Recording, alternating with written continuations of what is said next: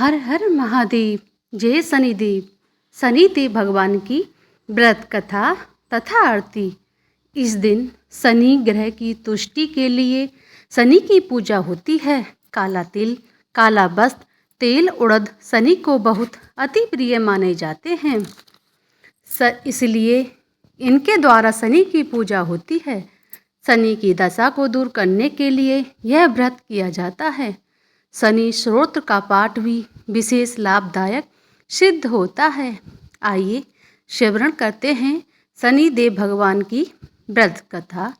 एक समय सूर्य, चंद्रमा, मंगल, बुध, बृहस्पति, शुक्र, शनि, राहु और केतु इन ग्रहों में आपस में झगड़ा हो गया कि हम सब में सबसे बड़ा कौन है। सब अपने आप को बड़ा कहते थे। जब आपस में कोई निश्चय नहीं हो सका तो सब के सब आपस में झगड़ते हुए इंद्र के पास गए और कहने लगे कि आप सब देवताओं के राजा हो, इसलिए आप हमारा न्याय करके बतलाओ कि हम नवों ग्रहों में सबसे बड़ा कौन है। राजा इंद्र इनका प्रश्न सुनकर घबरा गए और कहने लगे कि मुझ में यह सामर्थ्य नहीं है जो किसी को बड़ा या छोटा बतलाऊं।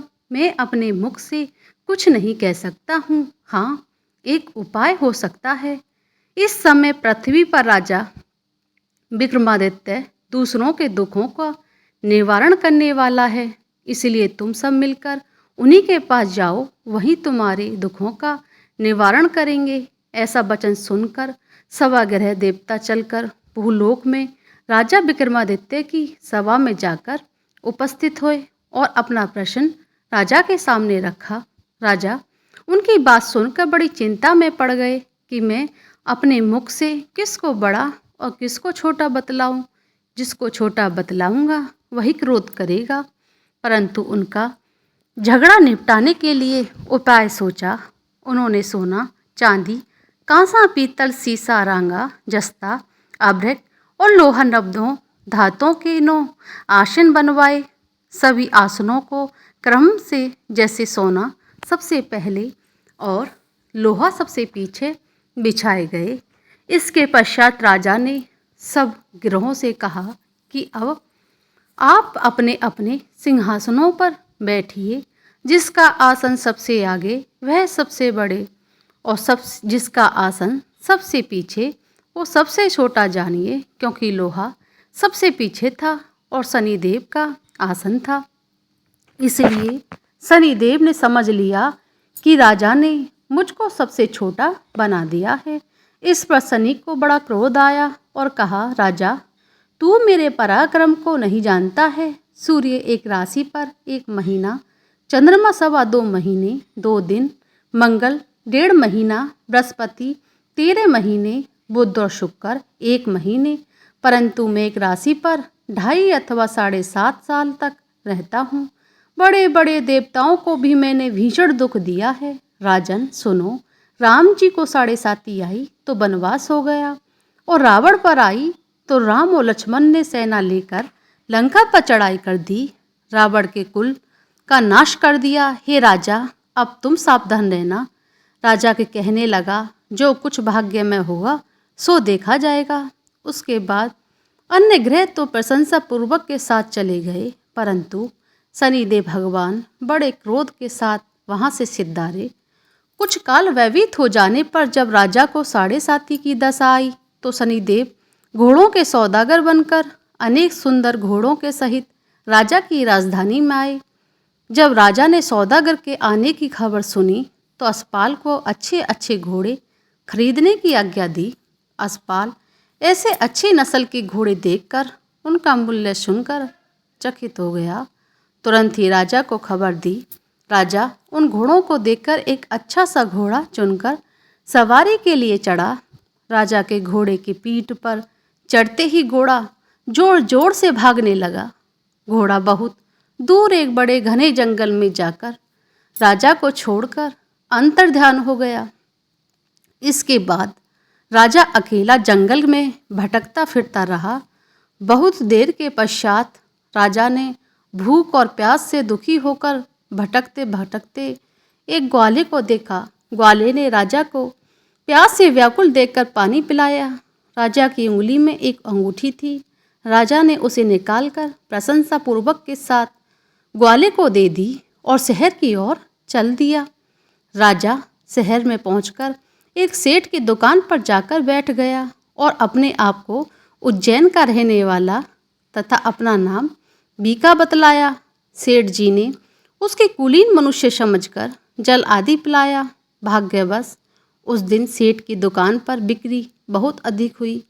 तब सेठ और उसके भाग्यवान पुरुष समझकर भोजन कराने के लिए अपने साथ ले गया। भोजन करते समय राजा ने आश्चर्य की बात देखी कि खूंटी पर हार लटक रहा है और वह खूंटी उस हार को निगल रही है।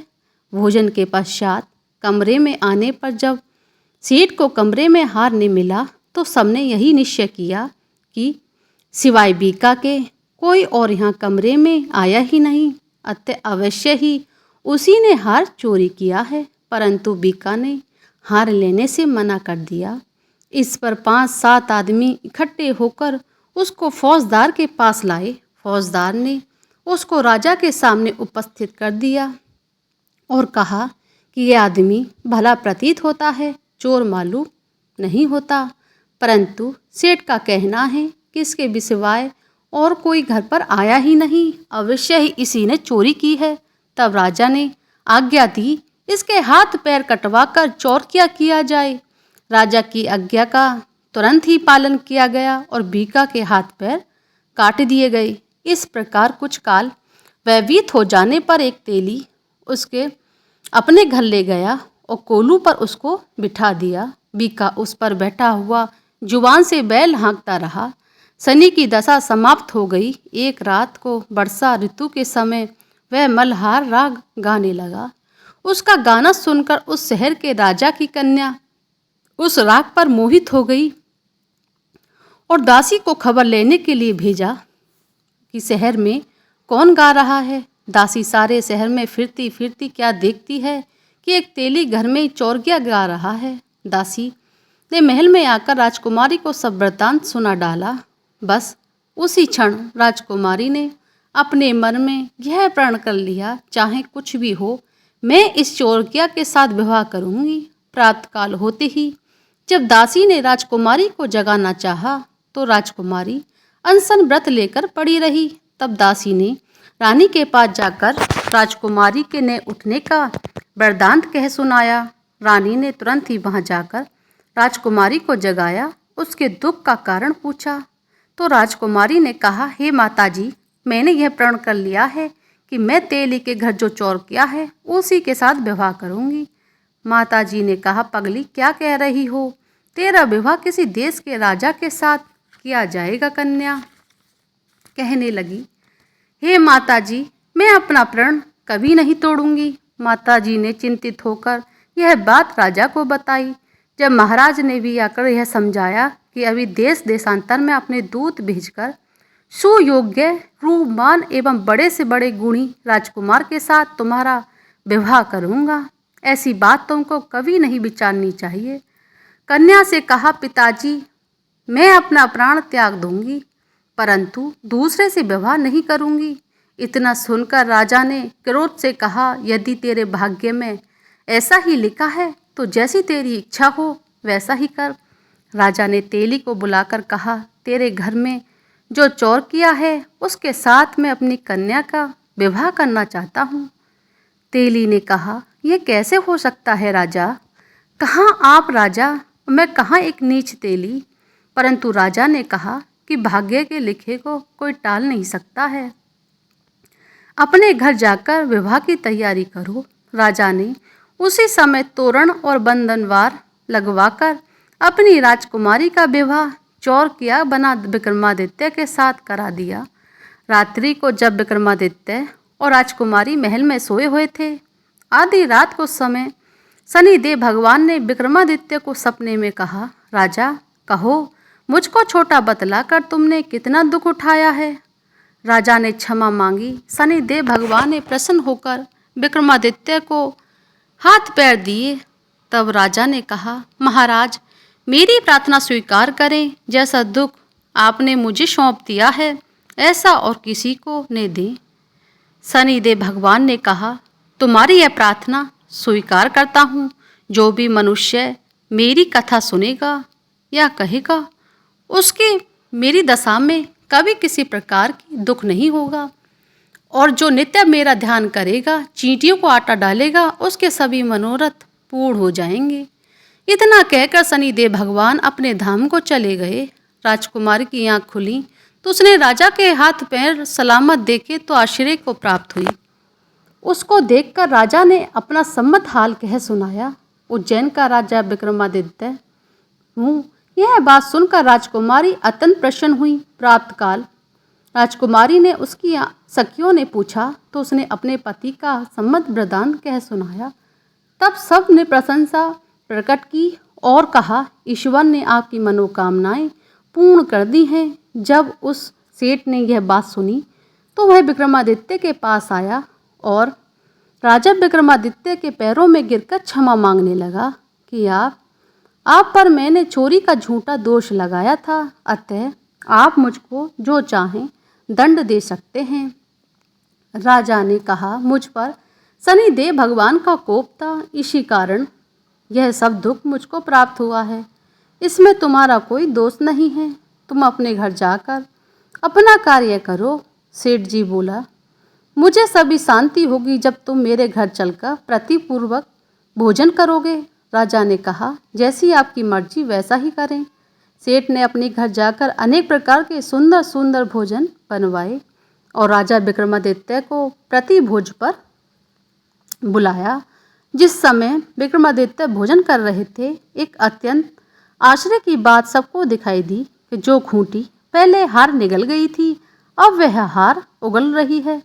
जब भोजन समाप्त हो गया तो सेठ ने हाथ जोड़कर बहुत सी मोहरें राजा को भेंट की और कहा, मेरे श्री कंवर नामे की कन्या है, उसका पाणी ग्रहण कर लीजिए। इसके बाद सेठ ने अपनी कन्या का विवाह राजा के साथ करा दिया और बहुत सारा धन, दान, दहेज आदि दिया। इस प्रकार कुछ दिनों तक वहां निवास करने के पश्चात विक्रमादित्य ने शहर के राजा से कहा कि अब मेरी उज्जैन जाने की इच्छा है। फिर कुछ दिन के बाद विदा लेकर राजकुमारी मन भवानी शेठ की कन्या श्री कबरी तथा दोनों जगह के दहेज में प्राप्त अनेक दास दासी, रथ और पालकियों सहित विक्रमादित्य उज्जैन की तरफ चले। जब शहर के निकट पहुंचे और पूर्ववासियों ने राजा के आने का संवाद सुना तो समस्त उज्जैन की प्रजा अगवानी के लिए आई। तब बड़ी प्रशंसा से राजा अपने महल में पधारे। सारे शहर में बड़ा भारी महोत्सव बनाया गया और रात्रि की दीपमाला की गई। दूसरे दिन राजा ने शहर में यह सूचना करवाई कि शनि देवता सब ग्रहों में सबसे बड़े हैं। मैंने इनको छोटा बतलाया, इसीलिए मुझको यह दुख प्राप्त हुआ है। इसी कारण सारे शहर में सदा शनिदेव भगवान की पूजा और कथा होने लगी। राजा और प्रजा अनेक प्रकार के सुख भोगते रहे। जो कोई शनिदेव भगवान की कथा को पढ़ता है या सुनता है, सभी को प्रेम पूर्वक सुनाता है। शनिदेव की कृपा से उसके सभी दुख दूर हो जाते हैं। और शनिवार की कथा को व्रत के दिन अवश्य ही पढ़ना चाहिए। बोलिए शनिदेव भगवान की जय। शनिवार की आरती। जय जय जय रवि नंदन, जय जय जय दुख भंजन, जय जय जय शनि हरे, जय भुजचारी धरणकारी, दुष्ट दलन जय शनि हरे। तुम होए कुपित नित, करत दुखित, धनी को निर्धन, तुम घर अनुपयम का स्वरूप हो, करत बंधन। तब नाम जो दस तो ही करत बंधन, तुम घर अनुपयम का स्वरूप हो, करत बंधन। तब नाम जो दस तो ही करत सो, बस जो करे रटन। महिमा अपार जग में तुम्हार, जपते देवतन। सब नैन कठिन नित भरे अगिन भैंसा वाहन। प्रभु तेज तुम्हारा अति करारा, जानत है सब जन। प्रभु शनिदान से तुम महान होते हो मगन। प्रभु उदित नारायण शीश नवायन, धरे चरण। बोलो शनिदेव भगवान की जय।